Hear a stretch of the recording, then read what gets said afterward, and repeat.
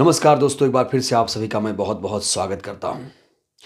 ये चुनाव बहुत ज़्यादा महत्वपूर्ण है। 2024 का चुनाव कहा जा रहा है आखिरी चुनाव हो सकता है। इसके बाद कोई चुनाव उनाव नहीं होगा। ये चुनाव लोकतंत्र और संविधान बचाने के लिए चुनाव है। इसीलिए सभी पार्टियों को इकट्ठा लड़ाई लड़ने की ज़रूरत है और उस पार्टी, उस विचारधारा के खिलाफ जो संविधान विरोधी है, जो लोकतंत्र विरोधी है। दोस्तों, इस समय सबसे बड़ी खबर जानते हैं क्या है? इस समय की सबसे बड़ी खबर यह है कि बीजेपी को हराने के लिए, मायावती जी को अपने साथ लेने के लिए कांग्रेस इस समय बेताब है। बहुजन समाज पार्टी के लिए कांग्रेस ने अपने दरवाजे खोल दिए हैं। इनको देखिए, इनका नाम है अविनाश पांडे। यह है कांग्रेस के उत्तर प्रदेश प्रभारी। और जो मैनेजमेंट है, जो गठबंधन है और जो कुछ संदेश दिल्ली से उत्तर प्रदेश भेजना होता है, ये अविनाश पांडे के वाया भेजा जाता है। अब खबर ये निकल कर आ रही है कि सोनिया जी का एक संदेश अविनाश पांडे की तरफ से मायावती जी को भेज दिया गया है। क्योंकि दोस्तों, जो गठबंधन अभी बना है, इंडिया गठबंधन, वो मुकम्मल नहीं बना है। अभी उतना परिपक्व गठबंधन नहीं बना है जिससे आप ये कह सकें कि बीजेपी 24 में हार जाएगी। अगर बीजेपी को वाकई हराना है तो उसमें इंडिया गठबंधन को, या यूं कहें कि समाजवादी पार्टी, कांग्रेस पार्टी को, मायावती जी को भी साथ लेना पड़ेगा। और इसी की एक्सरसाइज इस समय चल रही है। दोस्तों, अविनाश पांडे की तरफ से जिस तरीके की कोशिश की जा रही है, जिस तरीके के प्रयास किए जा रहे हैं, उसको लेकर जयराम रमेश, जो कांग्रेस के एक बड़े नेता माने जाते हैं, उन्होंने टीवी चैनल पर एक बहुत बड़ा बयान दिया। उन्होंने कहा कि हमारे दरवाजे सबके लिए खुले हैं, मायावती जी के लिए हमारे दरवाजे खुले हैं और बीजेपी को हराने के लिए मायावती जी को हमारे साथ आना चाहिए। दोस्तों, मैं तो आपको बार बार कहता हूं कि सोनिया जी, मायावती जी में जो रिश्ते हैं बहुत अच्छे हैं।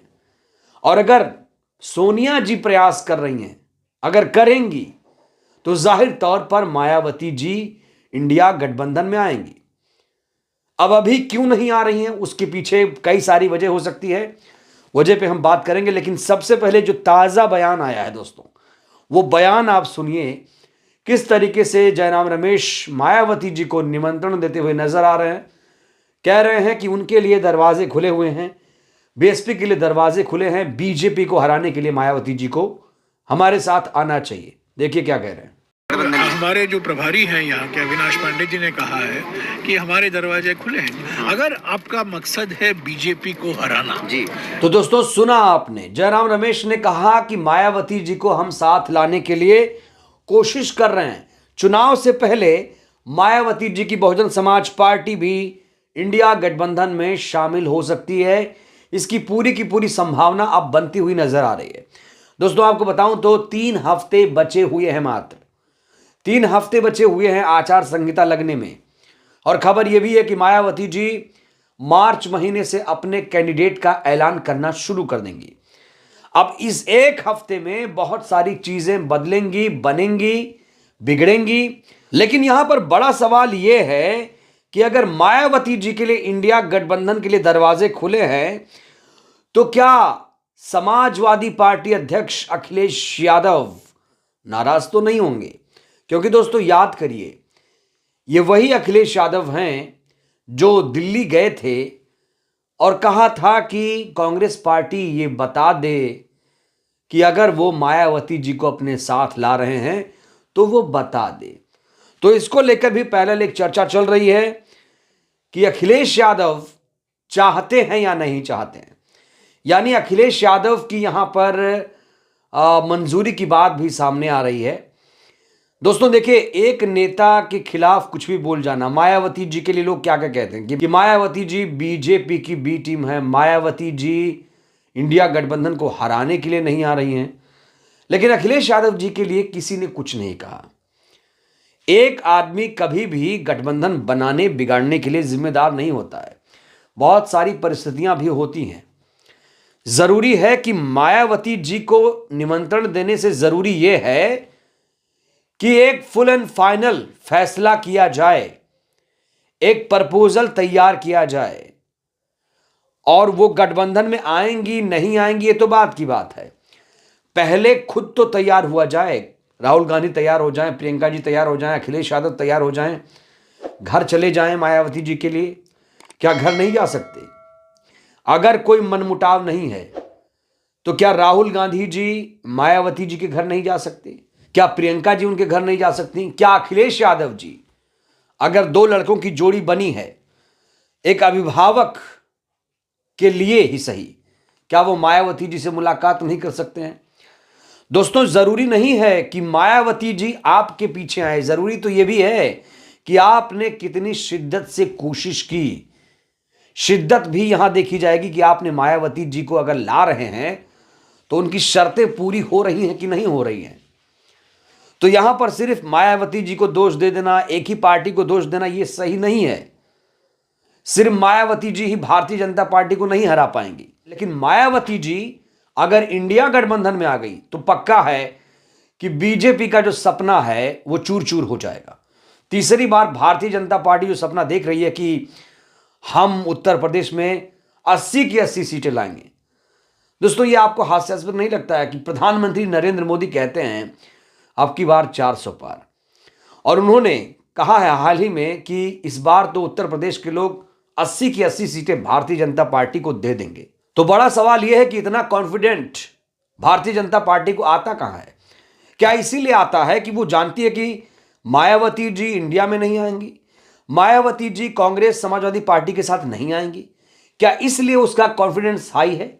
देखिए दोस्तों, बार बार कहा जाता है कि यह चुनाव आखिरी चुनाव है, यह चुनाव संविधान बचाने की लड़ाई है, यह चुनाव लोकतंत्र बचाने के लिए है। तो ऐसे में जो भी ईगो है, चाहे अखिलेश यादव के अंदर, मायावती जी के अंदर, राहुल गांधी, प्रियंका गांधी, किसी के भी अंदर है, तो ये सही नहीं है। यहां पर सभी को अपना ईगो छोड़ना पड़ेगा, और जो छोटे हैं वो छोटों की तरह व्यवहार करें, जो बड़े हैं थोड़ा बड़प्पन दिखाएं, तब जाकर ये गठबंधन बन पाएगा। सिर्फ खबर देने से गठबंधन में आएंगी नहीं आएंगी ये फॉर्मूला तय करने से नहीं होगा। जरूरी है कि अब बिना देर किए मायावती जी को इंडिया गठबंधन में शामिल करा लिया जाए।